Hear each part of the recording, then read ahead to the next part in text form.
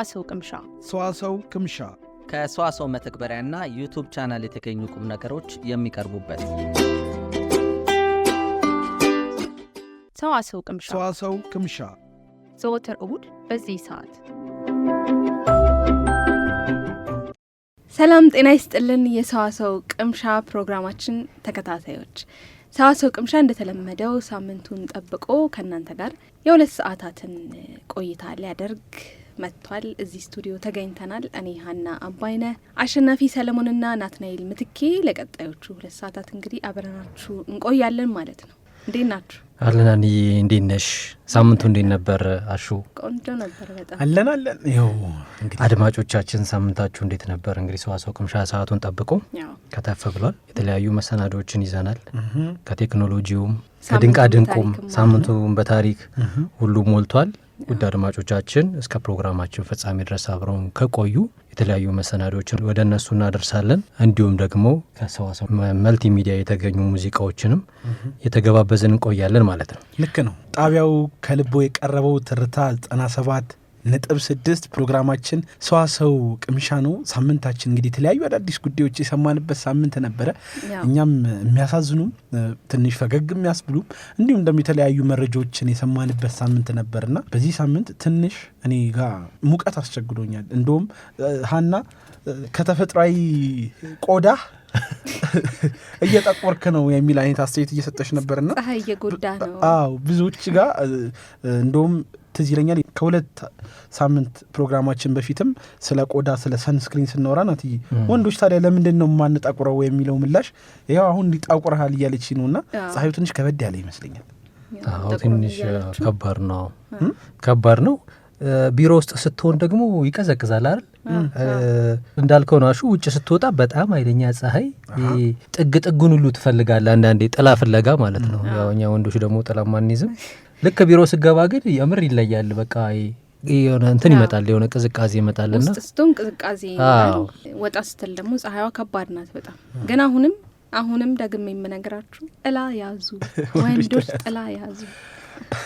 በተለይ ደግሞ አሁን እኛ አካባቢ ላይ በተለይ ከቦሌ ብራስ እስከ አትላስ ያለው አካባቢ ከፍተኛ የሆነ የመንገድ ግንባታ እየተከናወነውና ከፀሐዩ ባለፈ አቧራው ራሱ በጣም ከፍተኛ ነው። ግን መንገዱ ያለቀ ጊዜ ሀና ብቻ ነው ጥላ የምትይዘው። ግማሹን አፈር ወደ ቤት እኛ ነን ይዘናል። በነገራችን ላይ ጥላ ለፀሐይ ብቻ አይደለም፣ ከአቧራ ራሱ ይከላከል። ከአቧራ ሲመጣ በመጣበት አቅጣጫ ዞር ታደርገዋለህ። ጥላ እንደ ጋሻ ማለት ነው። ስለዚህ ጥላ ከብዙ ነገር ነው የሚከላከል።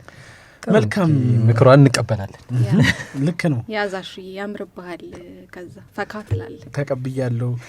አድማጮቻችን እንግዲህ ያደመጣችሁን ስላላችሁ እጅግ አድርገን እናመሰግናለን። እንደተለምደው ከሰዋሰው መልቲ ሚዲያ የተገኘ አንድ ሙዚቃ ጋበዝ አድርገናችሁ ስንመለስ ደግሞ በሳምንቱ ምን አዳዲስ ነገሮች ነበሩ፣ ምን ተሰማ የሚለውን ወደ እናንተ እናደርሳችኋለን። በትራንስፖርት ውስጥ፣ በቤት ውስጥ፣ በስራ ላይ ያላችሁ ስለምታደምጡን እያደመጣችሁን ስላላችሁ እናመሰግናችኋለን።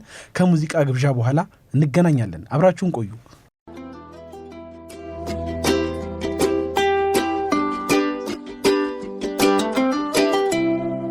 ተመለስና አድማጮቻችን ከሰዋሰው መልቲ ሚዲያ የተገኘ ሙዚቃ ተገባበዝን። አሁን ደግሞ በሳምንቱ የተገኙ ወሬዎችን የምናቀርብበት ሰዓት ነው። ይህን ሳምንት እንግዲህ የተለያዩ አሹን ብሎታል ቅድም አዳዲስ ዜናዎች የሰማንበት ሳምንት ነው። እጅ ከምን ብለናል? ያው በዚህ ሳምንት ብቻ ሳይሆን ብዙ ጊዜ ከሶሻል ሚዲያ ጋር ተያይዞ በተለይ አዳዲስ ነገሮችን እንሰማለን። ጆሮአችን ጾሙ ላይ አያድርም ነው የሚሉት። እውነት ነው። አዎ አዳዲስ ነገሮች መሰማታቸው አይቀርም። በቅርቡ የተከናወነው ባለፈው ሳምንትም ስናነሳው የነበረው ቲክቶክ ክሬቲቭ አዋርድ አለ። መነጋገሪያ የነበረው አሁን አገራችን ላይ ከሚደረጉ በፊልምም በሙዚቃም በሌላም ክሬቲቭ በሆኑ በፈጠራ ስራዎች ጋር ተያይዞ ከሚደረጉ አዋርዶች ሁሉ ትልቅ ትኩረት እየተሰጠው የመጣ አዋርድ ብዬ አስባለሁ። ቲክቶክ ክሬቲቭ አዋርድ መነጋገሪያ ነበር። እንዳልሽ ነው ሀኒ። ቲክቶክ ክሬቲቭ አዋርድ እንግዲህ ከተጀመረ አጭር እድሜ ያለው ቢሆንም አጭር እድሜ ያስቆጠረ ቢሆንም ነገር ግን በአሁኑ ሰዓት በጣም መነጋገሪያ የሆነ ጉዳይ ሆኗል ማለት ነው። ከሽልማቱ ጋር በተያያዘ ብዙ ነገሮች ይነሳሉ። ያው ይዘት ፈጣሪዎች በአድማጮቻቸው፣ በተመልካቾቻቸው፣ በተከታዮቻቸው ድምጽ ተሰጥቶ እንግዲህ የተሻለ ድምጽ ያገኘ ሰው ሽልማት እንደሚያገኝ ነው እንግዲህ አዋርዱን በራሱ ሂደቱ የሚመስለው እንደዛ ነበርና ነገር ግን ደግሞ በዛም ቅር የተሰኘ የማህበረሰብ ክፍል ነበረ። አንዳንዴ ሽልማቱ ሲሰጥ ወይም ደግሞ የሚሸለመው ሰው ማህበራዊ ፋይዳ ያለው ጉዳይ አንስቶ ነው ወይ፣ ለማህበረሰቡ የሆነት የሚጠቅም ጉዳይ አንስቶ ነው ወይ የሚሉ አሻሚ የሆኑ ሀሳቦች እየተነሱ ነበር። ያው እንዳልከው ነው ናቲ፣ ከብዙ አቅጣጫ ብዙ አይነት አስተያየት ይሰማል። ጊዜው ተቀይሯል፣ ወደድንም ጠላንም። ቲክቶክ በጣም ትልቅ ፕላትፎርም ነው። አሁን ብዙ ማስታወቂያዎች የሚሰሩበት፣ ብዙ ሰዎችን የምንተዋወቅበት ትልቅ መድረክ ነው። ለዚህም ነው አዋርዱን በጣም ትልቅ ትኩረት የተሰጠው ማለት ነው። ነገር ግን እንዳልከው ደግሞ ከዛ ጋር ተያይዞ የሚመጡ ደግሞ ነገሮች አሉ። ይገባሉ ይህን ያክል ትኩረት መሰጠት ለእንደዚህ አይነት ነገር ብለው ሀሳባቸውን የሚሰጡም ሰዎች አሉ። አዎ ከባህልም ከወግም እንዲሁም ደግሞ አንዱ ደግሞ አከራካሪ ጉዳይ የነበረው የአለባበስ ጉዳይ ነው። የአለባበስ ጉዳይ በሽልማቱ ላይ የተገኙት እጩዎች ታዳሚዎች ለብሰዋቸው የመጡት ልብሶች ነበሩ። ምናልባትም ይሄ እኛን የሚወክል አለባበስ አይደለም፣ ትንሽ ወጣ ያለ ነው። ምናልባትም እንግዲህ ቅድምም ስናወራ ነበር እኔ ወጣ ያሉ ልብሶችን ውጮቹ የሚለብሱት የራሳቸው ምክንያት አላቸው። የራሳቸውን ፍልስፍና የራሳቸውን እይታ ለማሳየት ነው የሚቀርቡትና እነዚህ ልብሶች ግን እኛ ጋር ሲቀርቡ ምንም በማመልከት ነው? ባህልን ነው? ወግን ነው? የትኛው ነው? ከፋሽን ያለፈ ትርጉም አለው ወይ የለውም ወይ የሚለውን ባክግራውንድ ማየት ይኖርብናል። ሶሻል ሚዲያ ላይም አንዳንድ ሰዎች ሲያነሱ የነበረው ሀሳብ ይሄንን ነው። እንዳልከው ነጮቹ ራሳቸውን ኤክስፕረስ ማድረግ ሀሳባቸውን መግለጽ ይፈልጋሉ፣ በፋሽን ያንንም ያደርጉታል። ነገር ግን ወደኛ ሲመጣ ያንን ሀሳብ ጭምር ነው ይዞ የሚመጣው። ስለዚህ ይህንን ከግምት ማስገባት አለብን የሚሉም ሀሳቦች ሲነሱ ነበርና ብዙ አይነት አልባሳቶችን ግን አይተናል። ክሬቲቭ አዋርድ በጣም ደስ የሚሉም እኮ አልባሳቶች ነበሩ። አሁን ጎልቶ የወጡት ላይ መነጋገሪያ ሆኑ እንጂ ደስ የሚሉ ባህልን የጠበቁ ወገን የጠበቁ የለበሰው ሰው ላይ ራሱ የሚያምሩ እንደዚህ አይነት ልብስማ እኔም ቢኖረኝ እንድንል ያደረጉን ቆንጆ ቆንጆ ልብሶችንም አይተናል። ቆንጆ አለባበሶችም አሉ፣ እንደገና ደግሞ ቅር ያሰኙንም አለባበሶች አሉ። ቀጣይ ላይ እንግዲህ ተስተካክሎ እናየዋለን ብዬ አስባለሁ። እንደ አጠቃላይ ግን ከቲክቶክ ጋር በተያያዘ የተለያዩ ሀሳቦች ሲሰነዘሩ የሰማንበት ጥሩም ገንቢም ጉዳዮች እንዳሉ ሁሉ ግን ሁሉም ሰው አጠቃላይ ሶሻል ሚዲያው ላይ ኢንፍሉዌንሰር መሆን አይችልም ብዬ አስባለሁ እንደኔ። ምክንያቱም አንድ ሰው ታዋቂ የሚሆነው ታዋቂ ሰዎች በሌሉበት ቦታ ነው። ሁሉም ሰው ተመሳሳይ ሰው ወደ ሶሻል ሚዲያው ገብቶ ቲክቶከር እንዲሆን ምናልባት ገንዘብ ሁሉም ቲክቶከር ገንዘብ ያገኛል ማለትም ጭምር አይደለም። ምክንያቱም አሁን ላይ ብዙዎች ጭንቅላታቸው ሙቭ እያደረገ ነው። ትምህርት ዋጋ እንደሌለው የሚያስቡበት ጊዜ ላይ እየደረሰ ነው። ማብራት የሚሰራልን ዶክተር የሚሆንልን መምህር የሚሆንልን ሰው ልናጣ የምንችልበት ሰዓት ላይ እየደረስን ነው። አንዳንድ ጊዜ የሚነሱት ሀሳቦች የሚጣሉት ቃላቶች በጠቅላላ ከታች ያሉት ትውልዶችን ጭምር እጅጉን በጣም እያቀጭጫቸው የመጣ ጉዳይ ነው እና ከቲክቶክ ጋር በተያዘ ጥሩ ጎኑ እንዳለ ሆኖ ግን ደግሞ ትንሽ መስመር የሳቱ አዳዲስ ነገሮች እየመጡበት ነው እና ወላጆች ልጆቻቸውን ምክንያቱም ወላጆች ልጆቻቸውን ነው ሊቆጣጠሩ የሚችሉት እና ይህ ነገር ጥቅም እንዳለ ሁሉ ጉዳቱ ምን ያህል እንደሆነ ቢያስረዷቸው፣ ቢያስተምሯቸው፣ ቢያሳውቋቸው። ምክንያቱም አሁን ላይ ሶሻል ሚዲያው ላይ እየተመለከትን ያለነው ነገር ጥሩ እንዳለ ሁሉ መጥፎ ነገር ኋላ ላይም ከፍ ሲል ደግሞ ሀገርን በእጅጉ ገደል የሚከት በጣም ብዙ ነገር እየተመለከተን ነው እና እባካችሁ ነገሮችን ሁሉ ስታደርጉ ማጤን መረዳት ያስፈልጋል የሚል ሀሳብን በዚሁ ለማስተላለፍ እንወዳለን። ምክንያቱም እየሰማናቸው ያለናቸው ነገሮች አንዳንዶቹ እጅግ በጣም ትውልዱን የሚያበላሹ ልክ የማይሆኑ ሁሉም ሰው ተጽዕኖ ፈጣሪ ካልሆነ ቲክቶከር ካልሆነ ህይወቱ እንደማያልፍለት ገንዘብ እንደማያገኝ ለሀገሩ እንደማይጠቅም ሆኖ እየተሰማው ያለበት ሰዓት ላይ ነው እና የምንገኘው እዚህ ላይ ሁላችንም ጥንቃቄ ብናደርግ የሚል መልእክታችን እናስተላልፋለን። ምክንያቱም ይህ ፕላትፎርም ነው። ምናልባት ከ2 ወርና ከ3 ወር በፊት እኮ በአሜሪካ መንግስት ሊዘጋ የነበረ ተቋምም ጭምር ነው። ሶ ይሄ ተቋም ይህ ፕላትፎርም የለም ማለት እነዚህ ሁላ ሰዎች ምንም ነገር የላቸውም ማለት ነው አይደል? ወጥቶ አደባባይ ላይ ይዘት ፈጣሪዎቹ ጥሩ ጥሩ የሚሰሩ ነገሮች እኮ ይሁን እንቀበላለን። ግን ደግሞ ሁሉም ሰው መሆን አይችልም። በቃ አይችልማ ስለማይሆን እኮ ነው። ምክንያቱም ሀገር በማን ትማራለች? ሀገር በጣም ብዙ ነገር እኮ ነው፣ የብዙዎች ስብጥር እኮ ነው አይደል? ሀገር እንድንሆን ያደረገን። እንዳጠቃላይ ይህን ነገር አጽንኦት ቢሰጥ የሚል ሀሳብም አለኝ። እሺ በጣም ማለት በጣም አሪፍ ነጥብ ነው ያነሳው፣ አሪፍ ጉዳይ ነው ያነሳው እና እንዳልከው ነው። አሁን በተለይ በቲኔጀር እድሜ ያሉ ልጆችን ካየህ በቃ እኔ ቲክቶክ ከፍታለሁ ይዘት እፈጥራለሁ ምናምን ይላሉ።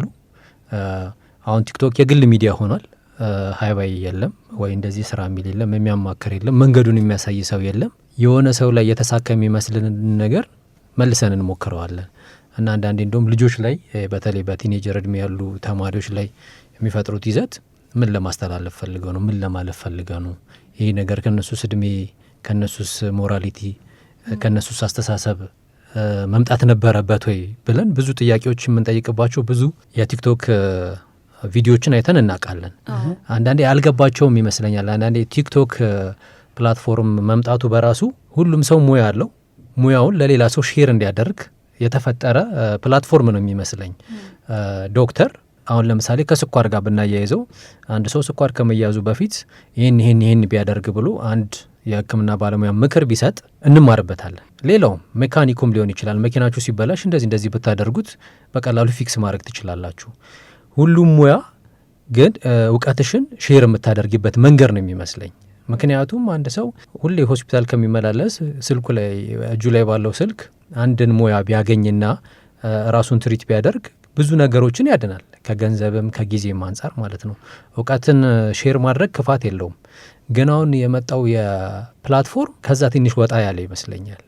ግዴታ ለመታወቅ ግዴታ ኮንተንት ፈጣሪ ነው ለመባል የሚነሱት ይዘቶች በቃ አግባብ ያልሆኑ ደስ የማይሉ ከእድሜያቸው ጋርም ስታነጻጽሩ የማይገባ ነገር ነው የሚያደርጉትና አንዳንዴ ፕላትፎርሙን ራሱ ለምንድን ነው የተሰራው፣ ለምንድን ነው የምንጠቀምበት የሚለውን ለይቶ ማወቅ በራሱ ትልቅ ጉዳይ ነው። እሱን ካወቅሽ እንዳልከው ነው አሹ በፊት እኮ እንደ ዩቲዩብ የሚወደድ ፕላትፎርም የሚታይ ፕላትፎርም አልነበረም። ግን የጊዜ ጉዳይ አሁን ቲክቶክ መጥቷል። ነገም እንደሚመጣ ደግሞ አናቅም እና ግዴታ ቲክቶክ የህይወት የመጨረሻ ስራ ወይም ጉዳይ ሆኖ መታየት የለበትም።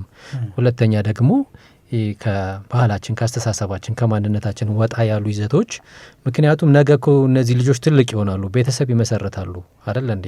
ይሄ ግን ሪከርድ ተደርጎ የተቀመጠ ቪዲዮ ነው። አንዳንዴ ነገ ከቤተሰብ ጋር ስትሆኚ ከልጆች ጋር ስትሆኚ የምትሸማቀቅበትን ስራዎች መስራት የለብሽም እና ቆም ብሎ ማሰቡ በራሱ ያስፈልጋል ብዬ አስባለሁኝ።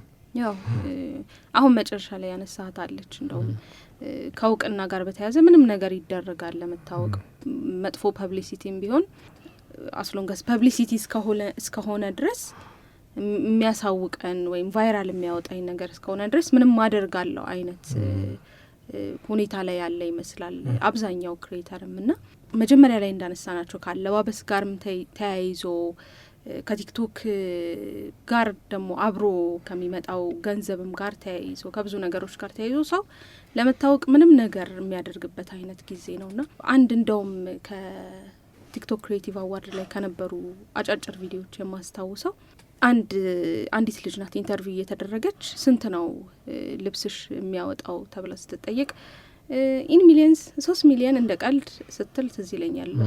አይ ዶንት ኖ ኮትና ሱሪ ነገር መሰለኝ የለበሰችው እንዴት 3 ሚሊየን እንደሚያወጣ አላውቅም። እሱ ግን ይሄውም ለፐብሊሲቲ ይመስለኛል አይደል ቫይራል ለመውጣት 3 ሚሊየን የ3 ሚሊየን ልብስ እንደዛ አይነት ነገሮች አሉ። በጣም ምንም ትርጉም የሌላቸው መባልም የሌለባቸው ነገሮች ግን ቫይራል ለመውጣት ብቻ እውቅና ለማግኘት ሲባል ብቻ የሚደረጉ ደስ የማይሉ ነገሮች አሉና እነዚህ ደስ አይሉም እንጂ ፕላትፎርሙ ብዙ ጥሩ ነገር ሊሰራበት የሚችል በጣም በጣም በጣም ብዙዎችን ኢንፍሉዌንስ ልናደርግ ተጽዕኖ ልንፈጥርበት የምንችለው ቦታ ነው እና ይሄ ባይሆን ጥሩ ነበረ።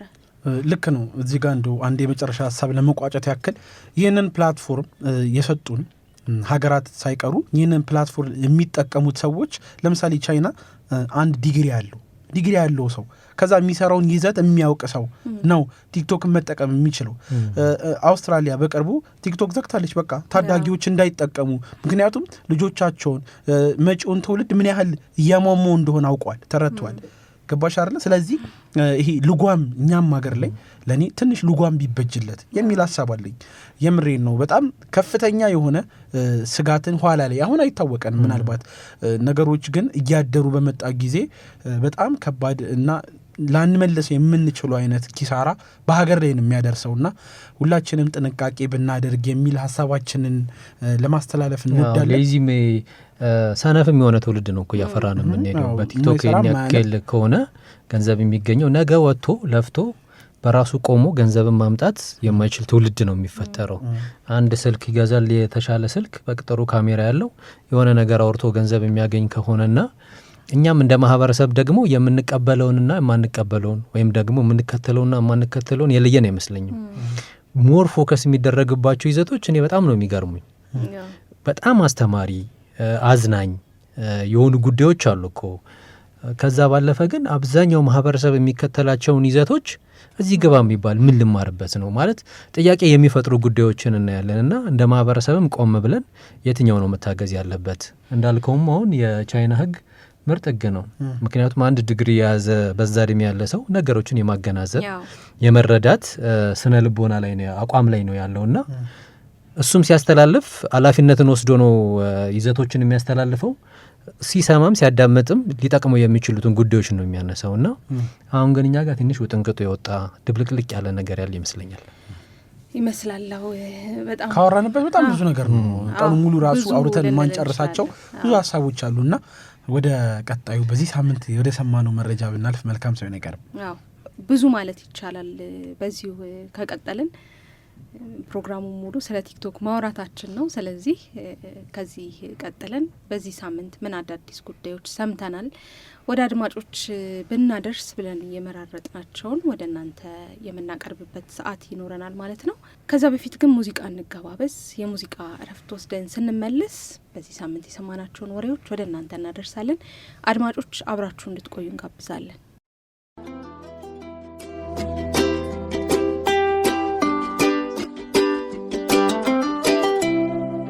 ሰዋሰው ቅምሻችን እንደቀጠለ ነው። ውድ አድማጮቻችን ለአብሮነታችሁ እጅጉን እናመሰግናለን። አሁን ደግሞ የሳምንቱን ዜናዎች መረጃዎች የምናቀርብበት ሰዓት ነው።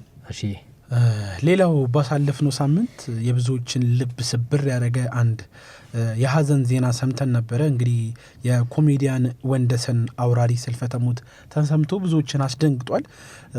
አለው ማለት ከንቱ ያስባልም ጉዳይ ነው። ትላንት ታይተሽ ዛሬ ለመኖር ዋስትና እንደሌለ የሚያረጋግጥም አንድም ጉዳይ ነበረ። እንግዲህ የኮሜዲያን እንዲሁም የደራሲ ወንደሰን አውራሪስ ስርዓተ ቀብሩም እንግዲህ ህዳር 25 ቀን በስላሴ ካቴድራል መፈጸሙም ጭምርም ነው ያወቅ ነው። እንግዲህ የህልፈቱ ዋነኛውም መነሻ በድንገት እንግዲህ የልብ ህመም ምክንያት እንዳጋጠመው እና ህይወቱ እንዳለፈም ጭምር ነው የተሰማው። ወንደሰን እንደሚታወቀው በበርካታ የኮሜዲ ስራዎቹ፣ በፊልሞቹ፣ የመድረክ ቲያትርና የሬዲዮ ፕሮግራሞቹ ራሱ የሚታወስ ጎበዝና ብርቱ ሰው ነበረ።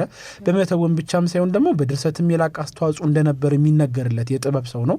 እንግዲህ በቀብር ስነ ስርዓቱ ላይ ቤተሰቦቹ፣ የመዋጋሮቹ፣ አድናቂዎቹ ተገኝተዋል።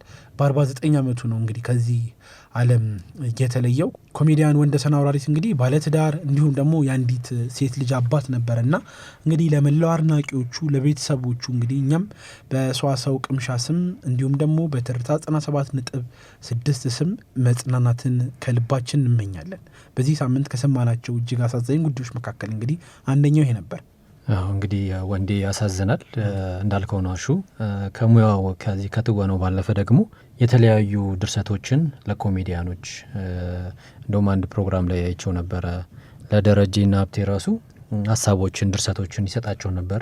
እነሱ ስር ነው ያደግኩት፣ ብዙ ሙያ ከነሱ ቀስም ያለው ሲል ሰምቼዋለሁ። ያው እንግዲህ ሞት ተፈጥሯዊ ነው። ያው ለቤተሰቦቹ መጽናናት ይስጥልን እንላለን እንደ ፕሮግራም።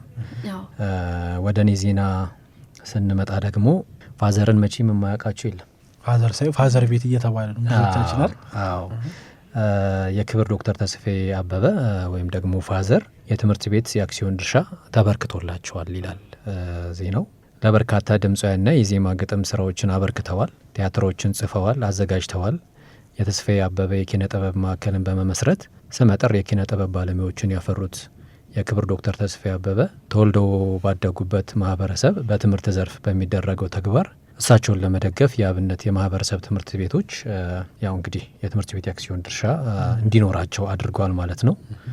ያው እንግዲህ እኛ አንጋፋ አርቲስት ተግባራቸው ትልቅና እውቅና የሚሰጠው እንደሆነ ሰብሳቢው ዶክተር ዘላለም ተሾመ ተናግረዋል። አክሲዮኑ በተበረከተላቸው ወቅት ህብረ ዝማሬ ተደርጎላቸዋል ማለት ነው። እንግዲህ ፋዘር ትልልቅ እኛ የምንወዳቸውን አርቲስቶች ያወጡ ሙዚቀኞች ያወጡ ባለሙያ አንጋፋ ባለሙያ ናቸውና ይገባቸዋል እንላለን። ልክ ነው። ጥበብ ካፈራቻቸው ጉምቱ የከያንያን መካከል አንዱ ፋዘር ናቸውና እንኳን ደስ አሉት የሚል መልእክታችን እናስተላልፋለን። ከዚህ ጋር በተያያዘ እንግዲህ ሌላ አንድ አስገራሚ ምናልባት ብዙዎችን እረፍት የሰጠ ጉዳይ ይመስለኛል። አንድ ጉዳይ ሰምተን ነበር ሀኒ፣ በተለይ ሁልጊዜም ቢሮ ውስጥ ምንድን ነው ይሄ ቁማር ምናምን ትል ነበረ። እኔም አልወድም።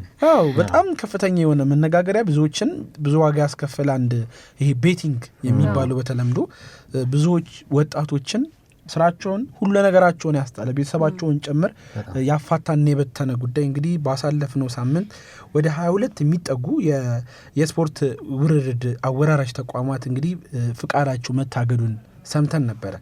እንግዲህ የኢትዮጵያ ሎተሪ አገልግሎት የ22 ስፖርት ውርርድ ድርጅቶች የስፖርት ተቋማትን ፈቃዳቸውን እንደሰረዘ ማስታውቋል።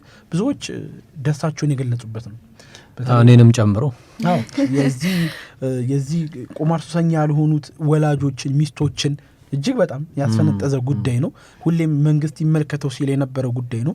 እንግዲህ ነገሩ በዚሁ እንደታገደ ቢያቆም የሚል ሀሳብም ተሰንዝሮበታል። እንዳጠቃላይ ግን ብዙዎችን ያስደሰተው ጉዳይ ይሄኛው ከቤቲንግ ጋር የተያዘው ጉዳይ ነበረ።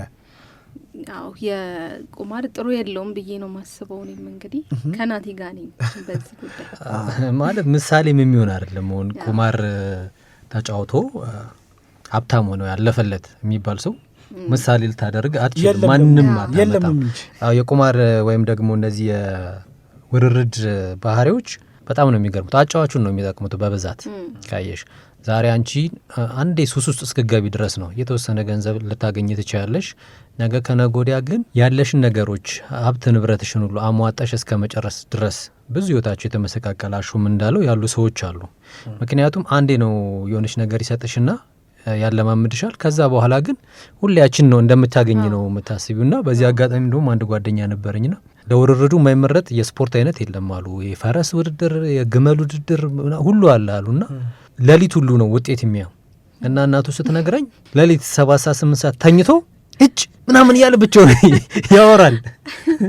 ይህ ልጅ ወይ ምን ላድርገው ወይ ጸበሉ ሰደው ምንድነው እስኪ ምከርልኝ ምናምን እያለች ነበርና በጣም አዲክትድ ከመሆን የተነሳ አይተኛም ሌሊቱን ሙሉ አለች።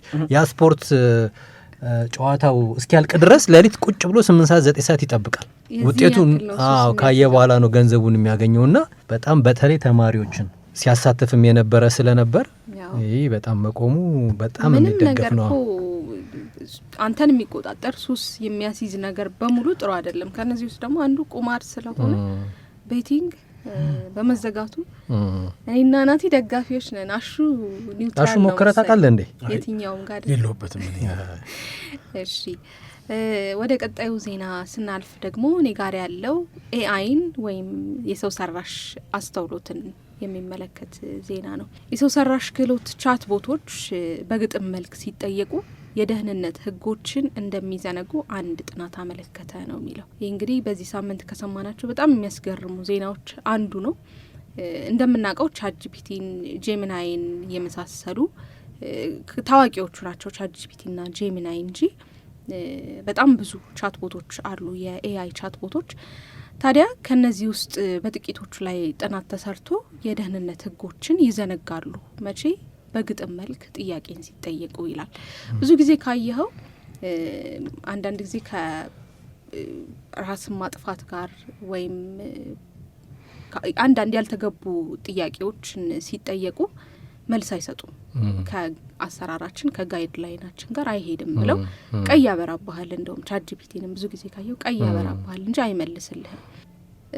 በግጥም መልክ ብትጠይቀው ግን እንዴት ነው የሚመልሰው የሚለውን እኛ ቴስት አላደረግንም ነበረ። ጥናት ያደረጉት ሰዎች ግን በግጥም መልክ ሲጠየቁ ህጎቹን ይዘነጋሉ፣ የደህንነት ህጎቻቸውንም ይጥሳሉ ነው ያሉት።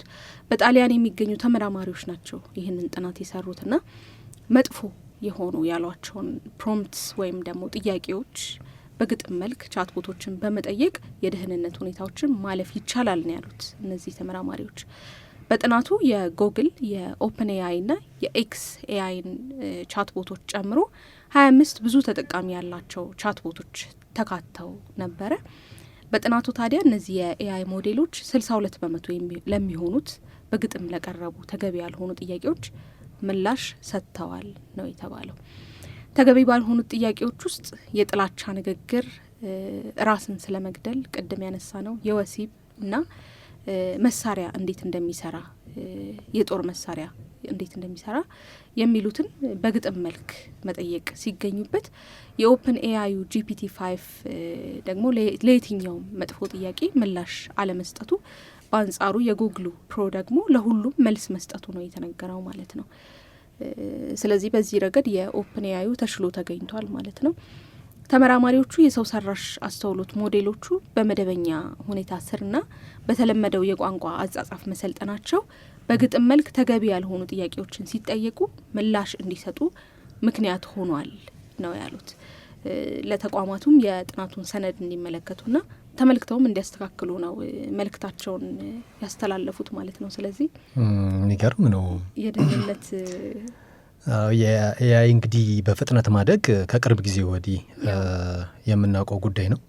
በጣም አሁን በፍጥነት ሁሉም መተግበሪያዎች ላይ ኤአይን እስከ አለማግኘት ድረስ ማለት አለማግኘት እስከማይቻልበት ድረስ እየተሰሩ ነው ያሉት።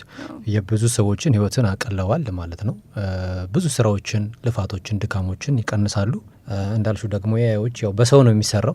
ያው ማሽን ነው፣ ለርን እየተደረገ እየተማረ እየሰለጠነ የሚሄድ ነገር ነው። ጉድለቶች ይኖሩታል። አሁን እንግዲህ በግጥም ሞትን ሲጠየቅ ከመለሰ አስቸጋሪ ነው። ስለዚህ በአማርኛ በቅኔ ቢጠየቅ ደግሞ በደንብ ይመልሳል ማለት ነው። ብዙ ነገር ያትታል። ስለዚህ ማሽኖቹ የሚቀራቸው ብዙ ነገሮች አሉ ማለት ነው። ብዙ ነገሮች አሉ። ኤአይ አሁን ስናየው በጣም ብዙ ርቀት ሄዷል እንላለን በአንዳንድ ነገሮች። ነገር ግን ኤአይን ይደርስበታል ብለው የሚጠብቁት ቦታ አለ። በተለይ ቴክኖሎጂ ላይ ያሉ ሰዎች፣ ትልልቅ የቴክኖሎጂ ተቋማትም ጭምር ማለት ነው። ከዛ ቦታ ግን በጣም ገና ነው ያለው ኤአይ ማለት ነው። ገና የማገናዘብ ይሄ አገባብ ነው የሚባለው የአገባብ መረዳት፣ እንደዚህ አይነት ነገሮች ላይ በጣም ገና ነው ይቀረዋል። እና እንዳነሱትም ተመራማሪዎቹ በግጥም መልክ አይደለም ትሬን የተደረጉት ወይም የተማሩት እነዚህ ኤአይዎች የሚያውቁት እነሱ የተማሩትን ብቻ ነው። ስለዚህ በግጥም መልክ ስላልተማሩ እንደዚህ በእለት ተዕለት ኮንቨርሴሽን በእለት ተዕለት የንግግር ዘይቤ ስለሆነ የተማሩት የግጥም መልክ ጥያቄ ሲቀርብባቸው ይመልሳሉ፣ ይደናበራሉ ማለት ነው። ይሄ ነው እኔ ጋር ያለው ዜና። አሪፍ እንግዲህ እኔ ዜና ጋር ስንመጣ ብዙ ጊዜ ያው የሚያከራክረን ያኒ አው እኮ እያል ነበር የሚያስብል አሰሙኝም እንኮ የሚያስብል ዜና ነው እኔ ላይ ያለው። የወንዶቹን የሴቶች ጉዳይ ከሆነ ነው አና የምትከራከር ያው ኦቪየስ ነው ይታወቃል እኮ። ይሁን ቅር አይለኝም። እሺ የኢትዮጵያ ውስጥ የተደረገ ጥናት ነው። ይህን ደግሞ ሞር ያንቺን ሀሳብ በደንብ የሚደግፍ ይመስለኛል።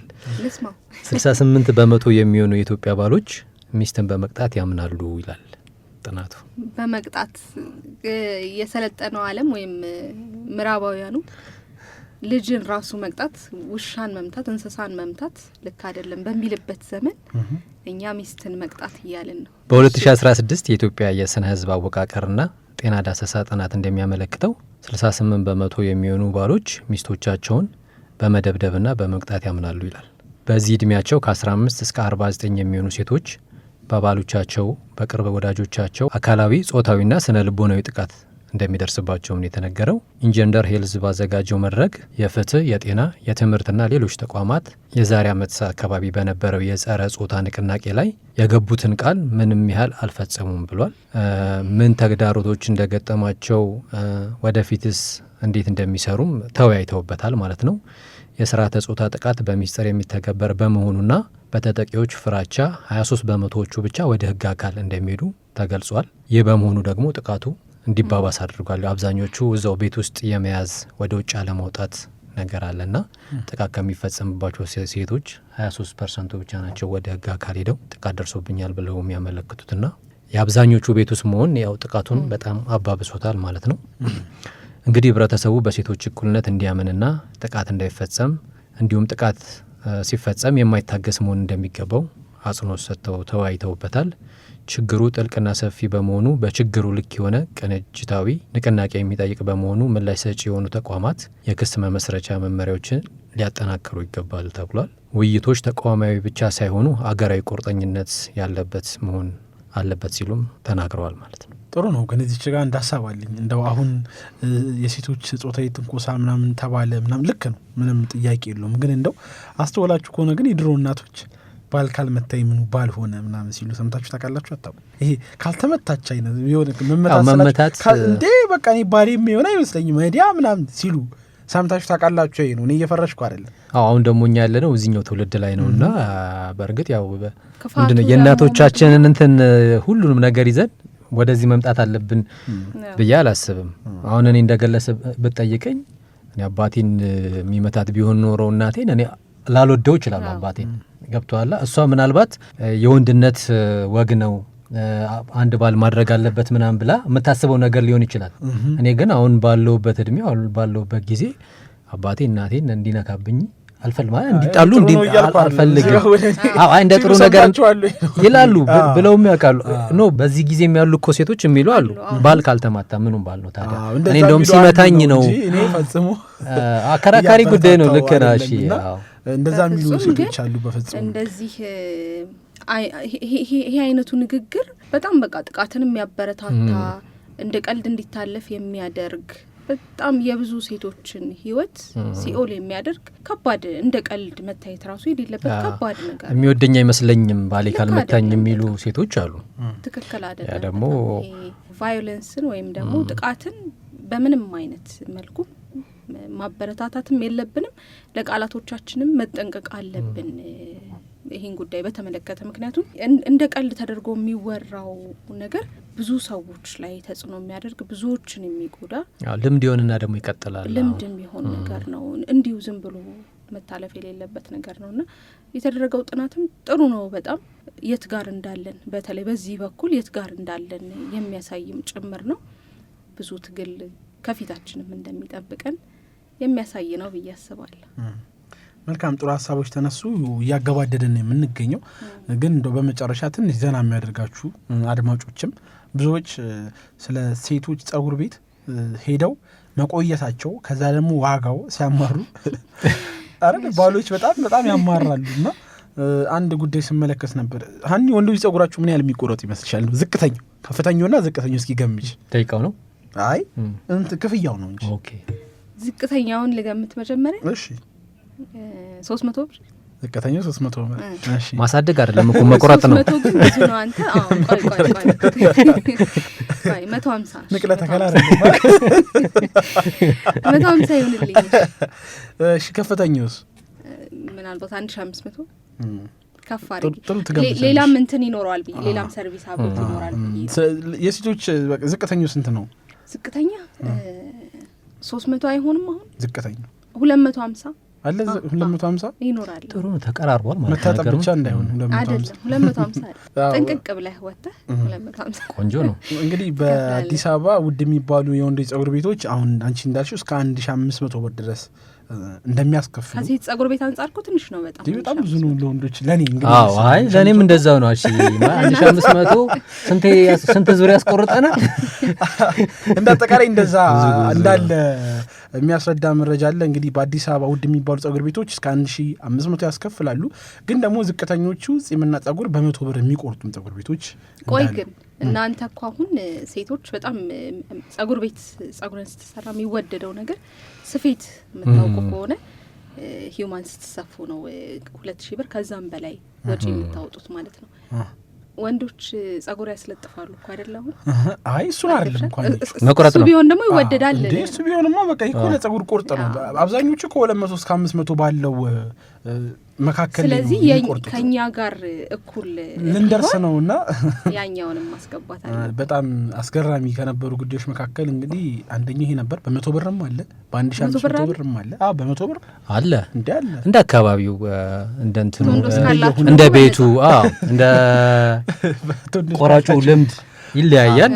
አንዳንድ አካባቢ ነው ብዙ ጊዜ ማተር የሚያደርገው። አሁን ቦሌ አካባቢ መተሽ በዛ ዋጋ ብትጠይቂ ከበር ላይ ነው የምትመለሽ። የለም እንደዛ የሚሰሩ የለም። እና አካባቢም በራሱ ማተር ያደርጋል። ሁሉም የምትኖርበት ኢንቫይሮንመንት ይወስናል። ከዚህ ጋር በተያያዘ ደግሞ ወንዶች ለጸጉር ቆራጫቸው በጣም ታማኝ እንደሆኑ ታውቃለች። ከሚስታቸው በላይ ለጸጉር ቆራጫቸው ታማኝ ናቸው። አንድ ዘሚል ነገር ሰብቻለሁ። በጣም ታማኝ ናቸው። እኔ አሁን ቅርብ ጊዜ ቤት ያው ለቀቅ ያለው በኮሪደሩ ታውቃላችሁ።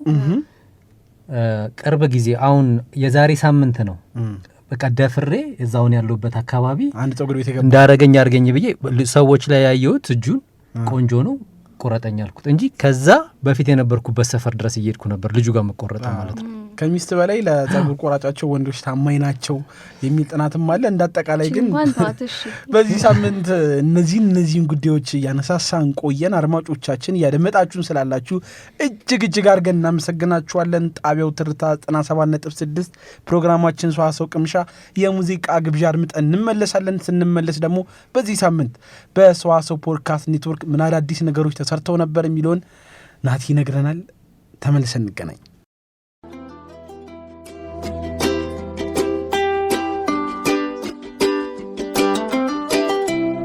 በኢትዮጵያ የኤሌክትሮኒክ ሚዲያ ታሪክ በተለይም ከራዲዮ መምጣት ጋር ተያይዞ ሕዝብ የሚያዘወትረው አንድ ልምምድ ነበር።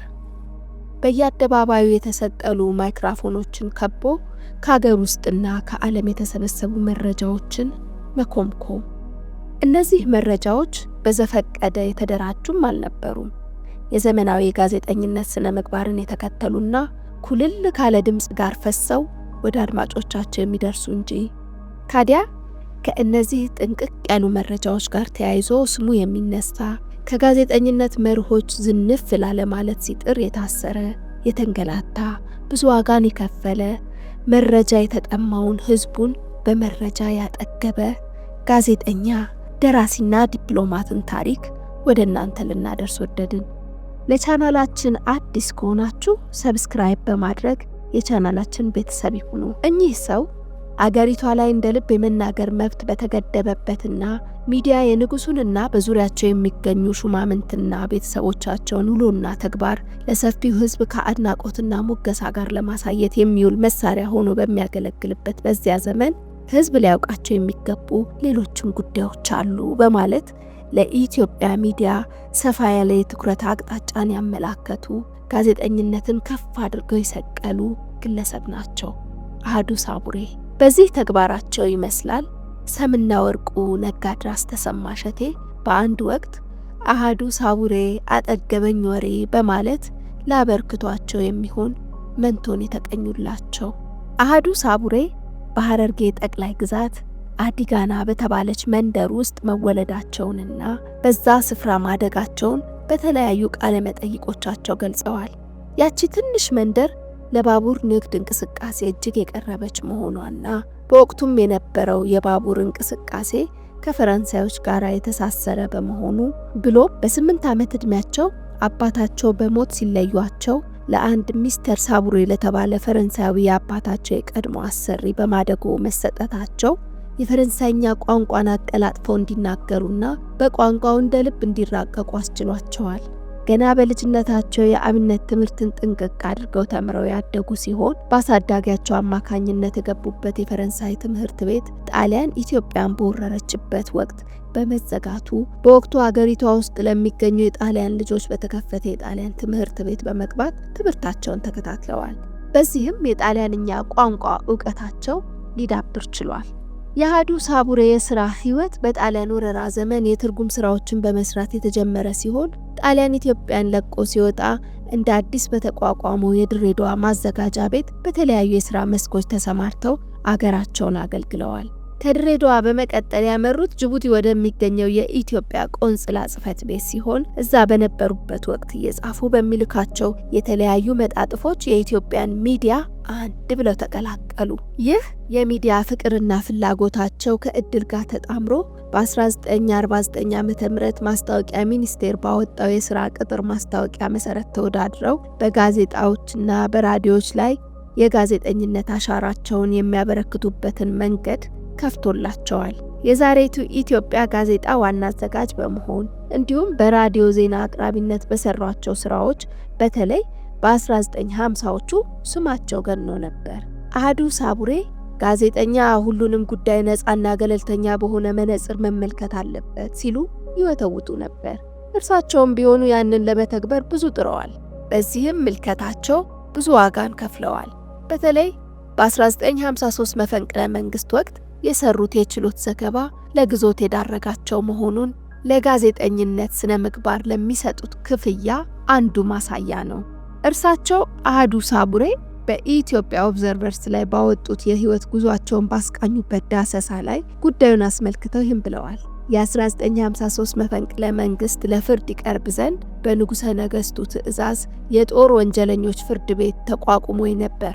ታዲያ የፍርድ ቤቱን የችሎት ውሎ እንዲዘግቡ የተመረጡት አህዱ ሳቡሬ የመፈንቅለ መንግስቱን ዋና ተዋናይ መንግስቱ ንዋይን አስመልክቶ በጋዜጣና በራዲዮ ሲዘግቡ የተከሳሹን ትንቢት መሰል የመጨረሻ ቃልና የተከሳሹን ግርማ ሞገስ የተሞላ አቋም በዘገባቸው ውስጥ በማካተታቸው ወንጀለኛ ያሉት ሰው ተሞካሽቶ በሚዲያ መቅረቡ ያስከፋቸው አካላት ወደ አርሲ ጠቅላይ ግዛት ለ5 ወራት በግዞት ልከዋቸዋል። አህዱ ሳቡሬ ብስለት በተሞላበት ዘገባዎቻቸው በህዝብ የተደነቁ ጋዜጠኛም ናቸው። ዘገባዎች እውነታን ሳይደፈጥጡ ነገር ግን ከአገር ጥቅምና ክብር እንዲሁም ሉዓላዊነት አንጻር የተቃኙ መሆን አለባቸው የሚል መርህ እንደነበራቸው የአንድ ወቅት የሥራ ገጠመኛቸው ያሳየናል። ጊዜው ኤርትራ ከኢትዮጵያ ጋር በፌዴሬሽን የተቀላቀለችበት ሰሞን ነው። በወቅቱ የኤርትራ ፌዴሬሽን ዋና ስራ አስፈጻሚ የነበሩት ደጃዝማች ተድላ ባህሩ የፌዴሬሽኑ የበላይ ጠባቂ ለነበሩት ግርማዊ ቀዳማዊ ኃይለ ሥላሴ በቤተ መንግስት ቀርበው የሥራ አፈጻጸም ሪፖርት ያቀርባሉ። የወቅቱ ጀማሪ የቤተ መንግስት ዜና ሪፖርተር ያቀባበሉ ሂደትና የውይይታቸውን ይዘት ሰፋ ባለ ሀተታ አቀረቡ። በጊዜው ማንኛውም ዜና ለህዝብ ጆሮ ከመድረሱ በፊት 7 አባላት ባሉት የዜና አጽዳቂ ቦርድ ይገመገም ነበርና ይህም ዜና በተመሳሳይ ሂደት ማለፍ ስላለበት ለቦርዱ ይቀርባል። ከቦርዱ አባላት አንዱ የነበሩት አህዱ ሳቡሬ በዜና ዘገባው አልተደሰቱም።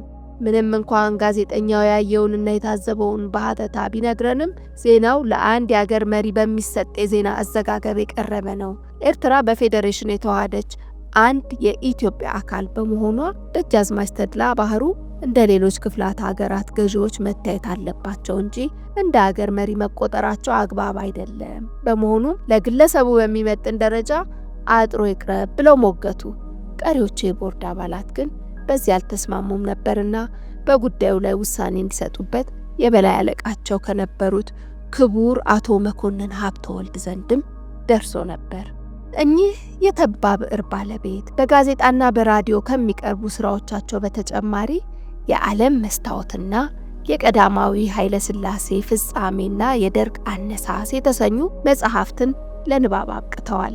አህዱ ሳቡሬ ምንም እንኳ ስማቸው ከጋዜጠኝነት ጋር ተያይዞ ቢነሳም በሶማሊያና ጅቡቲ የንጉሠ ነገሥት መንግስት አምባሳደርና ልዩ መልእክተኛ ሆነው እስከ 1966 አገልግለው የልጅ እንዳልካቸው ካቢኔ ሲዋቀር በማስታወቂያ ሚኒስቴርነት ሀገራቸውን በማገልገል ላይ ሳሉ የካቲት አብዮት ፈንድቶ ከ60ዎቹ ጋር ከመረሸን ከተረፉት መንግስት ባለስልጣናት ጋር ለ7 ዓመታት በስር መቆየታቸውን ሀብታሙ ግርማ ደምሴ የሥነ ጽሑፍ ሰዎችና ስራዎቻቸው በሚለው መጽሐፋቸው ገልጸዋል።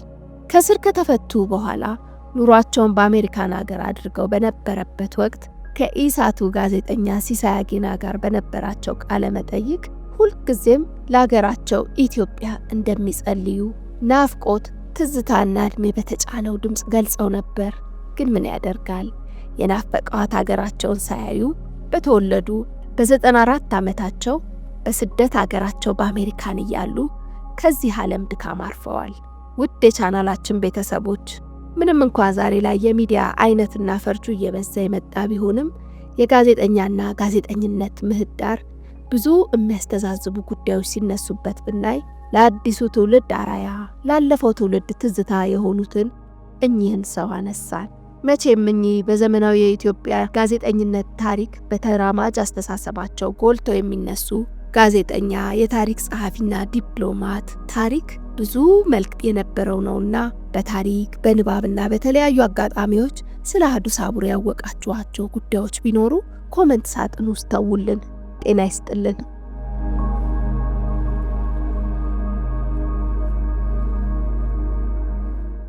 ተመልሰን መጣን። አድማጮቻችን ከሰዋሰው መልቲ ሚዲያ የተገኘ ቆንጆ ሙዚቃን አደመጥን። እንደወደዳችሁ ተስፋ እናደርጋለን። አብራችሁን ስላላችሁ እጅግ አድርገን እናመሰግናለን። ቀጥለን ደግሞ የምንሄደው ቀደም ሲል አሹ እንዳስተዋወቀን በሰዋሰው ፖድካስቶች ኔትወርክ በዚህ ሳምንት ምን አዳዲስ ፕሮግራሞች ተሰርተዋል፣ በትገቡ ምን ታገኛላችሁ የሚለውን የምናስተዋውቅበት ሰዓት ነው። ናቲ፣ ያው እንደተለመደው በሰዋሰው ፖድካስት ኔትወርክ እንዲሁም ደግሞ በስሩ በሚገኘው በሰዋሰው ሳይንስና ቴክኖሎጂ በየሳምንቱ የተለያዩ ይዘት ያላቸውን ቪዲዮዎችን እንጭናለን። እንግዲህ በዚህ ሳምንት አድማጭ ተመልካቾቻችን ቻናላችንን ሰብስክራይብ አድርገው ሳይንስና ቴክኖሎጂ ቻናል ቢገቡ እንግዲህ በአሁን ሰዓት ሁላችንም የምናውቀው ብዙ ሀገሮች እንዲኖራቸው የሚሽቀዳደሙበት እንዲሁም ደግሞ ቀድመው የሰሩት ሀገሮች ሌሎች ሀገሮችን የሚያስፈራሩበት የሚፎክሩበት አንድ የጦር መሳሪያ አለ። አወኩት ገና አቶሚክ ቦምብ ነው። ይህ አቶሚክ ቦምብ ግን አሜሪካ ለመጀመሪያ ጊዜ በምክንያት ሰራቸው። እንዲሁም ደግሞ ይህ አቶሚክ ቦምብ ሲሰራ የተለያዩ የሳይንስ ባለሙያዎች ተሰባስበው ነበር። ግን ያንን ግሩፕ እንዲመራ ኃላፊነት የተሰጠው ኦፕንሃይመር ነበረ። ኦፕንሃይመር እንግዲህ ከልጅነቱ ጀምሮ ምን አይነት ሰው ነበር? በምን አይነት ሁኔታ አደገ? ወደ ሳይንስስ እንዴት ተሳበ? የአቶሚክ ቦምብንስ እንዴት መርቶ ለውጤት አደረሰ? ሙከራውስ ምን ይመስል ነበር? ከዛም ባለፈ ደግሞ የአቶሚክ ቦምብ ከተሰራ በኋላ የሰው ልጆች ላይ የሚያመጣው ጣጣ በምን አይነት መንገድ ገለጸ? መልሶም ደግሞ አገሩ አሜሪካ እስከ ክስ ድረስ እስከ መገለል ድረስ ለምን አደረሰችው የሚለውን አኒ እንግዲህ ቆንጆ አድርጋ አዘጋጅታልናለች። ገብተው ቢመለከቱት ጥሩ መረጃ ያገኙበታል። በሰዋሰው ፖድካስት ኔትወርክ ደግሞ እለቱን በታሪክ ፕሌሊስቱ ሲገቡ ቦብ ማርሊ ሁላችንም የምንወደው የሬጌው ንጉስ የሚባለው የቦብ ማርሊ ቦብ ማርሊን የምናውቀው ስለ ሰላም፣ ስለ ፍቅር፣ ስለ አንድነት ሲሰብክ ነው። የሚገርመው ግን የግድያ ሙከራ ተደርጎበት ነበረ። ይህ ስለ ሰላም የሚያወራ ስለ ሰላም የሚሰብክ ዘፋኝ ለምን የግድያ ሙከራ ተደረገበት የሚለውን ደግሞ አሹ ቆንጆ አድርጎ አዘጋጅቶልናል። አድማጭ ተመልካቾቻችን ገብተው ሙሉ ታሪኩን ቢያዩት እነሱም የሚገረሙበት ይመስለኛል። ወደ ሰዋሰው ቲፕ ፕሌሊስት ውስጥ ሲገቡ ደግሞ ያው እንግዲህ ሰሞኑን የፈረንጆች ገና እየተቃረበ ነው አይደል? ደረሰ እኮ አይደል? ደርሷል። ከወር ያነሰ ጊዜ ነው የሚቀረው። የፈረንጆች ገናን ስናስብ ከዚህ ከባህላቸው ጋር በተያያዘ ብዙ ፊልሞች ይሰራሉ። ምን ትዝ ይልሻል እንደው ከፊልሞቻቸው? ሆማሎን ነው። ሆማሎን ትዝ ይለኛል። ሆማሎን የክሪስመስ አይነት እንትን ነበረ። ከክሪስመስ ባህል ጋር በተያያዘ ታሪኩ ከዛ ጋር በተያያዘ የተሰራ ፊልም ነው። ሌሎችም ብዙ ፊልሞች ተሰርተዋል። ከነዚህ ውስጥ ግን ትውልድ ተሻጋሪ የሆኑ ምርጥ 5 የክሪስመስ ፊልሞች እነማን ናቸው የሚለውን በሰዋሰው ቲፕ ላይ ሰርተናል። እንግዲህ ከዓለም ገጾች ወደሚለው ፕሌሊስቱ ስንገባ ደግሞ ንቅሳትን በተመለከተ የንቅሳት ታሪካዊ አመጣጥ። በነገራችን ላይ ንቅሳት በእኛ ሀገር የራሱ ስም አለው። ታውቁታላችሁ? ንቅሳት አለው ስም፣ ሌላ ስም አለው። በተለይ ወደ ሰሜኑ አካባቢ የሚጠራበት የራሱ ስም አለው። ውቅራት ይባላል። ውቅራት ለጥርስ መስሎኝ እሱ እዚህ አንገት ጥርስም ሲነቀሱ ጥርሴን ተወቀርኩኝ ይላሉ። እዚህ አንገታቸውም አካባቢ ውቅራት ነው የሚለው። እንግዲህ ንቅሳት ያው ሀገራችንንም ጨምሮ የተለያዩ የዓለማችን ማህበረሰብ ውስጥ እንደ ማስጌጫ እንደ መዋቢያ እንዲሁም ደግሞ የተለያዩ የሚወዷቸውን ሌሎችም ምልክቶች ሰውነታቸው ላይ ያሰፍራሉ። አሁን ደግሞ ንቅሳት መነቀስ ግዴታ ነው እየተባለ የሚመስል አይነት ነገር እናያለን። አሁን ያለው ትውልድ ላይ ብዙ ሰዎች ይነቀሳሉ። የተለያዩ ምልክቶችን ሰውነታቸው ላይ ያደርጋሉ። አንዳንዴ የሰውነታቸውን ቆዳ ማየት እስኪከብደን ድረስ ሙሉ ሰውነታቸውን የሚነቀሱ ሰዎች በተለይ በሌላው ዓለም ላይ እናያለን። እና የንቅሳት አመጣጥ ምንድን ነው? ንቅሳት እንዴት ተጀመረ? አሁንስ ንቅሳት ትውልዱ ላይ እያመጣ ያለው ነገር ምንድነው የሚለው ነው ቆንጆ አድርጎ አዘጋጅቶልናል። እንግዲህ ውድ አድማጭ ተመልካቾቻችን የሰዋሰው ፖድካስት ኔትወርክን እንዲሁም ሳይንስና ቴክኖሎጂን ቻናል ገብተው ሰብስክራይብ አድርገው ወደ ውስጥ ቢገቡ እነዚህን የመሳሰሉ ቪዲዮዎች ያገኛሉ። ደስ ይላል። እንደተለመደው ሰዋሰው ፖድካስቶች ኔትወርክ ብዙ ነገሮችን ይዟል ማለት ነው። አድማጮች ትዝናናላችሁ፣ ትማሩበታላችሁ፣ ብዙ አስገራሚ ነገሮችንም ታገኛላችሁ። ሰዋሰው ፖድካስቶች ኔትወርክን ሰብስክራይብ ማድረግ እንዲሁም በስሩ ያለውን ሰዋሰው ሳይንስና ቴክኖሎጂ ቻናልንም ሰብስክራይብ ማድረግ እንዳትረሱ። እንዲሁም ደግሞ የሰዋሰው መልቲሚዲያን አፕሊኬሽን ከአፕ ስቶርና ፕሌይ ስቶር ብታወርዱ ብዙ ጣዕም ያላቸው ከዓለም ዙሪያ የተገኙ ከሀገር ውስጥም የሚወጡ አዳዲስ ሙዚቃዎችን ጨምሮ ፖድካስቶችን ጭምር ታገኛላችሁ። ስለዚህ ዳውንሎድ ያድርጉ አይደል? አዎ፣ አፕሊኬሽኑንም ዳውንሎድ አድርጉ፣ ሰብስክራይብም አድርጉ። አድማጮች አብራችሁን ስላላችሁ እጅግ አድርገን እናመሰግናለን። ሙዚቃ ሰምተን ስንመለስ ደግሞ ሳምንቱን በታሪክ የሚቀጥል ይሆናል። አሁንም አብራችሁ እንድትቆዩ እንጋብዛለን።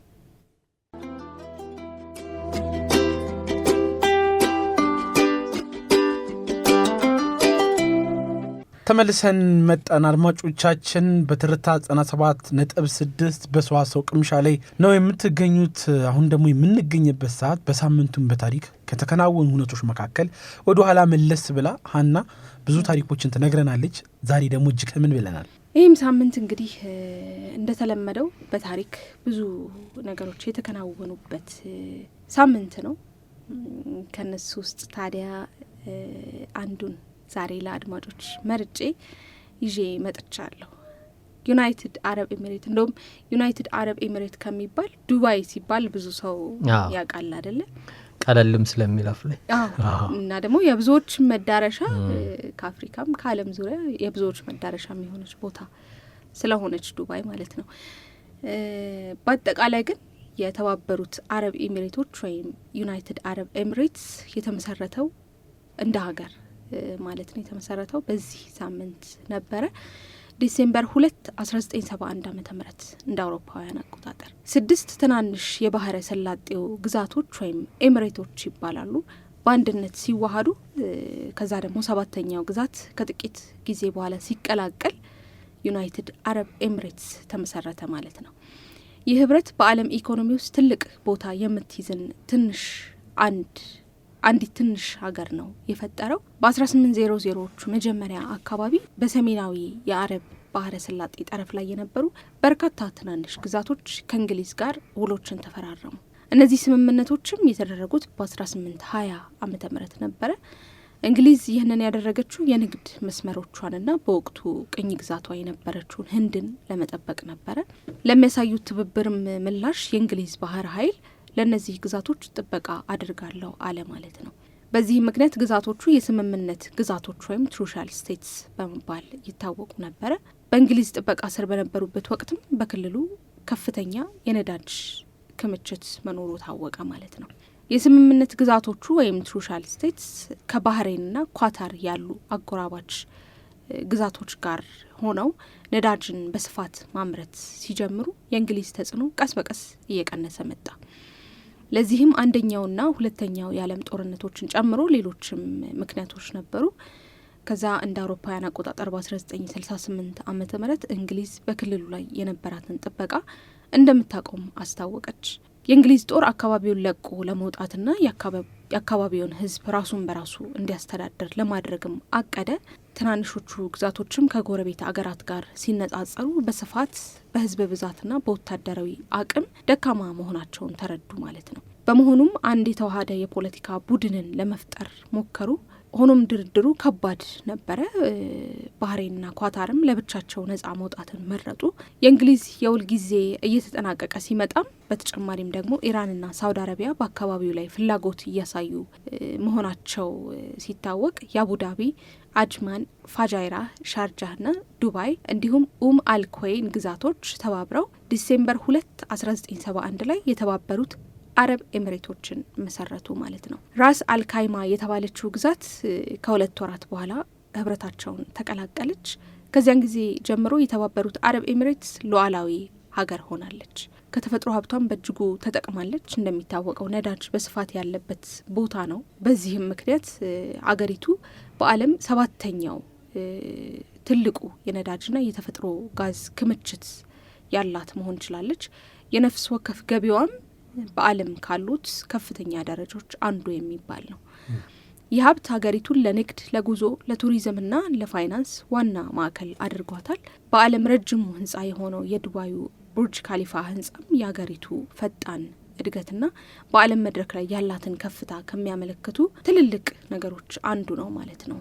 አሁን ወደ ዱባይ የማይሄድ ሰው እኮ የለም አይደለ? ከዓለም ዙሪያ ያልሄደም መሄድ የማይፈልግ የለም። አዎ በጣም ብዙ ሰው ለጉብኝትም ቢባል ጠቅልሎ ለመኖር ራሱ ለንግድም ለስራም ብዙ ሰው መዳረሻ የሚያደርጋት ቦታ ናት።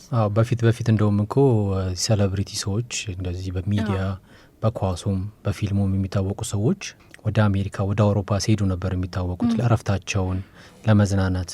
አሁን ግን ቅርብ ጊዜ አንድ ጽሁፍ አንብቤ ነበረ በብዛት ወደ ዱባይ ያው የቱሪዝም ኢንዱስትሪውም ከፍተኛ ነው እንዳልሹም በአጭር ጊዜ ውስጥ በህብረት የተፈጠረች ሀገር ብትሆንም ግን በአንድ ጊዜ በአጭር ጊዜ ውስጥ በልጽጋ አድጋ ብዙ ሰዎችን ወደ ራሷ መሳብ የቻለች ሀገር ነችና ሌላው የሚገርመኝ ስለ ዱባይ ያው ኢትዮጵያኖችን ጨምሮ ብዙ ዜጎች የሚኖሩባት ሀገር ነችና ከራሷ ኔቲቭ ዜጎች የበለጠ ነዋሪ ያለው ከሌሎች ሀገር የመጡ ሰዎች ዜጎች ናቸው ያሉትና ሌላው ደግሞ የዱባይ ኔቲቭ ተወላጆች በቃ በጣም ትልቅ ስራ የሚወዱት ስራ ፖሊስነት ነው። እውነት? አዎ ፖሊስ መሆን ሀገራቸውን መጠበቅ ነው በቃ የሚፈልጉትና ሀብታሞች ናቸው። ችግር ያለበት ሀገር አይደለም እንዳልሹም ትልቅ የነዳጅ ምርት ያላት ሀገር ነች። ግን በቃ አብዛኛው የዱባይ ወንዶች ፖሊስ መሆን ነው የሚፈልጉትና የሚገርም ነው። ገርም ሀገር ነች። ያው የሳምንቱን በታሪክ ሰዓታችንም በዚሁ ይቋጫል ማለት ነው። አድማጮች እየተከታተላችሁ የምትገኙት ሰዋሰው ቅምሻ ፕሮግራማችንን ነው። በትርታ ኤፍኤም 97.6 ላይ እንገኛለን። አብራችሁን ስላላችሁ እናመሰግናለን። ከሙዚቃ ግብዣ በኋላ ስንመለስ ደግሞ የሰዋሰው ቅምሻ የመጨረሻ የሆነው ፕሮግራማችንን ወደ እናንተ የምናደርስ ይሆናል። ድንቃ ድንቅ እየጠበቀን ነው። ሙዚቃ ሰምተን ስንመለስ አሹ የሚያደርሰን ይሆናል። አብራችሁን ቆዩ።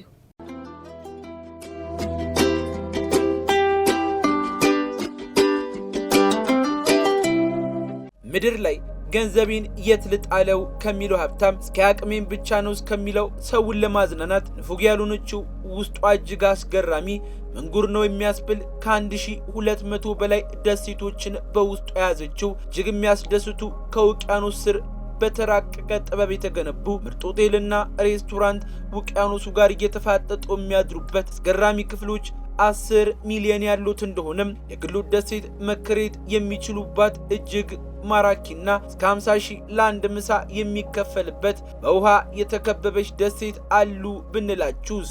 ለዛሬ ማልዲቭስን እናስተዋውቃችኋለን።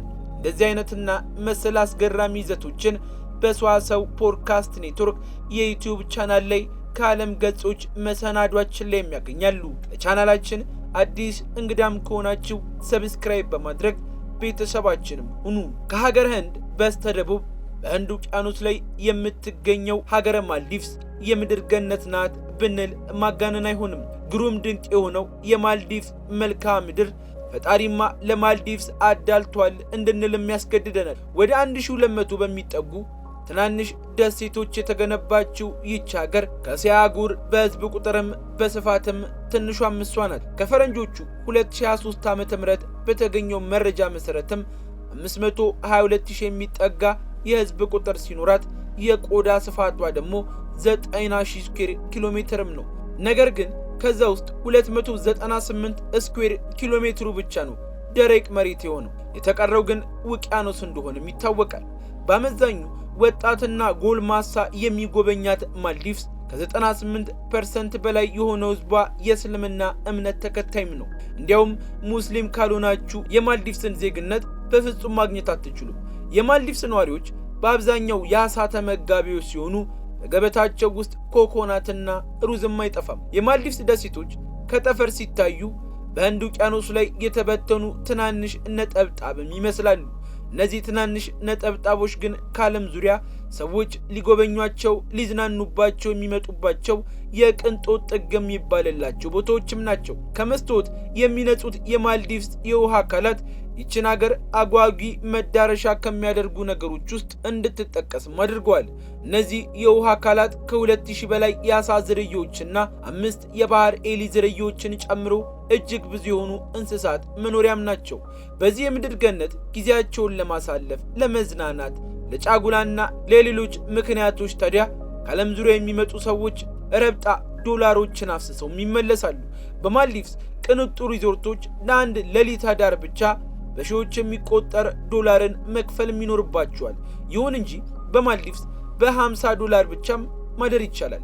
የማልዲቭስ ዋና ከተማ ማሌ የሀገሪቱ ከፍተኛ የህዝብ ቁጥር የያዘች ከተማም ስትሆን ቱሪስቶች በብዛት የሚሄዱባትም ቦታ ናት። ይቺ ከተማ ብዙ የቱሪስት መስህቦች ያሏት ስትሆን ከነዚህ ውስጥ በ17ኛው ክፍለ ዘመን የተሰራው የሁኩሩ ሚሲኪ መስጊድ እና አስገራሚ አሰራር ያለው የፕሬዝዳንቱ መኖሪያ ይጠቀሳሉ። የሁኩሩ ሚሲኪ መስጊድ በተለመደ አጠራሩ የአርብ መስጊድ ይባላል። በማልዲቭስ ከሚገኙ መስጊዶች በእድሜ ትልቁ ሲሆን የማልዲቭስ ሰዎችን ጥንታዊ የአርኪቴክቸር ጥበብም የሚያሳይ ነው። ይህ መስጊድ በዩኔስኮ የቅርስ መዝገብ ውስጥ ስሙ ያለም ሲሆን የማልዲቭስን ጥንታዊ ገጽታዎች ከሚያሳዩ ቅርሶች ውስጥ ግንባር ቀደምም ነው። ሌላው የማሌ ከተማ ውበት ደግሞ የፕሬዝዳንቱ መኖሪያም ነው። በፍጥነት እያደገችና እየተቀየረች በመጣችው ማልዲቭስ ውስጥ ታሪካዊ ውበቱን ጠብቆ እስካሁን ያለው የፕሬዝዳንቱ መኖሪያ በ1906 የተሰራም ሲሆን በዋና ከተማዋ ከሚገኙ ዘመነኛ ህንጻዎችና መኖሪያዎች ለየት ብሎ የቆመ በደማቅ ቀለምም ያሸበረቀም ነው። በማልዲቭስ ከሚገኙ እጅግ ውድ የሆኑ ደሴቶችና ሪዞርቶች በተለየ በማሌ ከተማ ተመጣጣኝ በሆነ ዋጋ ቱሪስቶች ለመዝናናትም ይችላሉ። በሁለት ትልልቅ የውሃ አካላት መካከል ሰንጥቀው የሚያልፉ ወይ ተፈጥሮ የሚያሰኙ የባህር ዳርቻዎች ለማልዲቭስ ደሴቶች ውበትን ከሚያላብሱ ነገሮች ውስጥ ይጠቀሳሉ። እነዚህ ነጭ አሸዋ የሞላባቸው በውሃ አካላት መካከል የሚገኙ ቦታዎች ላይ ታዲያ ጎብኚዎች ሲጓዙ በውሃ ላይ የመራመድን ያክልም ይመስላል። በዳርቻ አካባቢ የሚገኘው ውሃ ጥልቅ ባለመሆኑ የባህሩን ወለል ለማየትም ያስችላል። ወለል ብሎ መታየቱ ደግሞ ታዲያ ውሃው ምን ቢነጻ ነው የሚያስብልም ነው። ቫዶ የተባለው ደሴት አካባቢ ያለው ውሃ ደግሞ ፀሐይ ስትጠልቅና ሲጨልም እንደ አምፖል ማብራት ይጀምራል። ይህ ያለው እዚህ ምድራችን ላይ ነው ወይ እስከምንል ድረስ የሚያስገርመን ይህ ነገር ታዲያ በባህር ዳርቻ ካለው መሬት ጋር ሲጋጭ አሳዎች ሲዋኙበት በእጅ ሲነካ ጭምር ለዓይን እጅግ የሚያምርና የሚያስደንቅ ብርሃን ከውስጡም ይወጣል። ቫዶ ደሴት ግርግር የሌለበት ደሴትም ሲሆን ጸጥታን የሚፈልግ ቱሪስት ምርጫውም ያደርገዋል።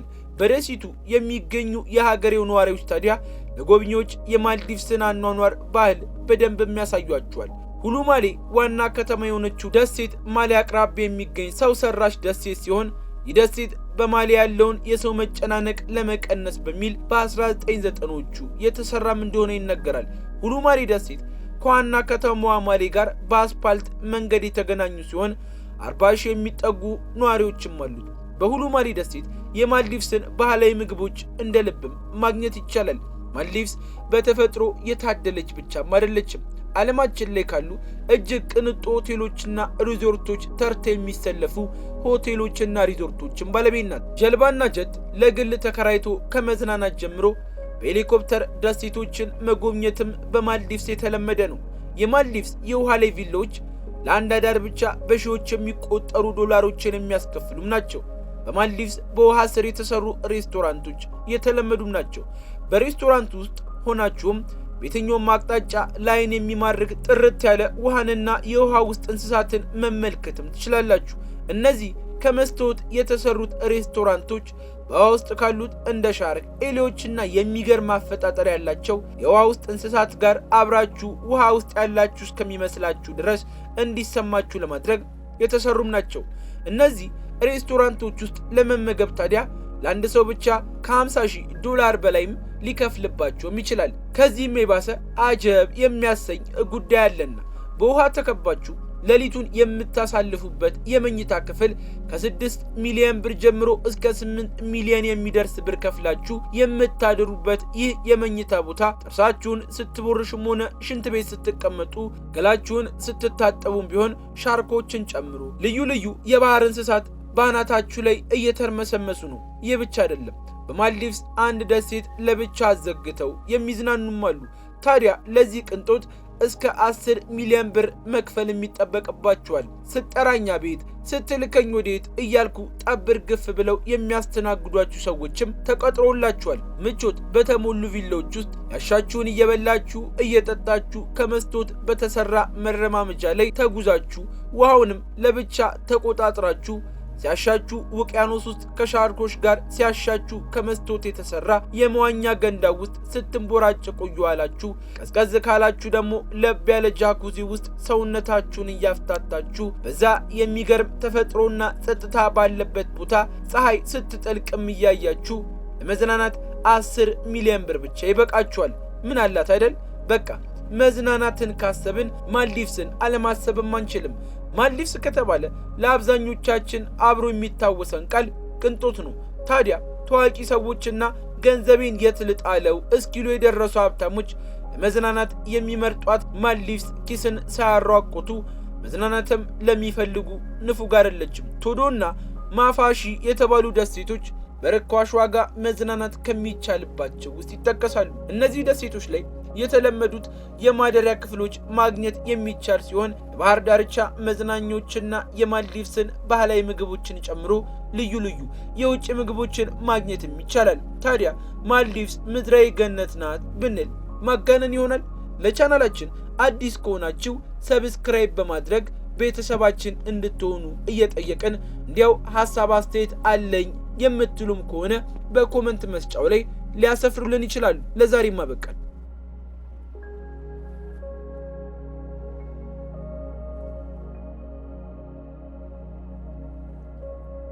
ተመለስን። ሰዋሰው ቅምሻችን እንደቀጠለ ነው።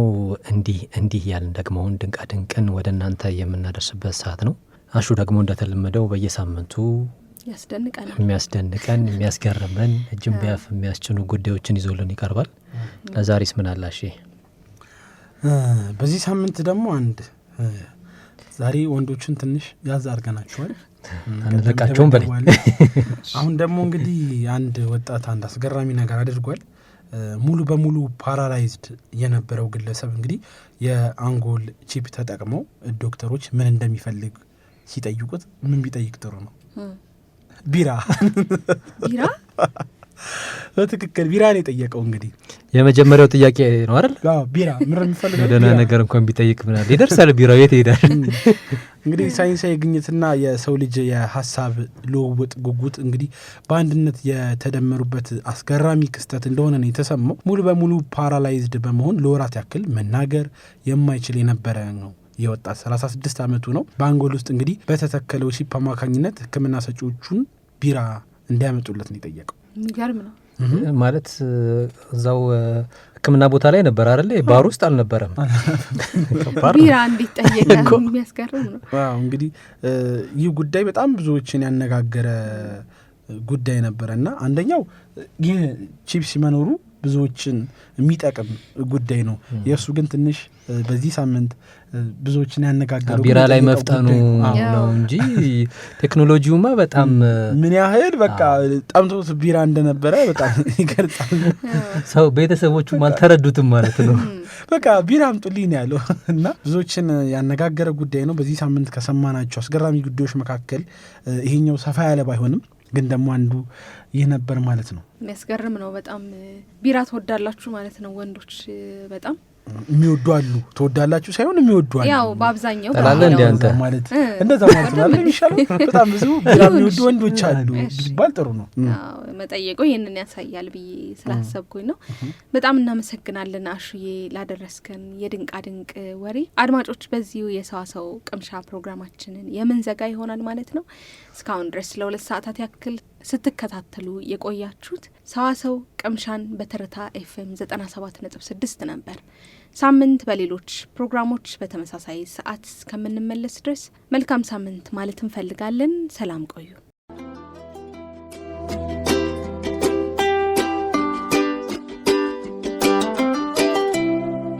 ሰዋሰው ቅምሻ ሰዋሰው ቅምሻ ከሰዋሰው መተግበሪያና ዩቱብ ቻናል የተገኙ ቁም ነገሮች የሚቀርቡበት ሰዋሰው ቅምሻ ሰዋሰው ቅምሻ ዘወትር እሁድ በዚህ ሰዓት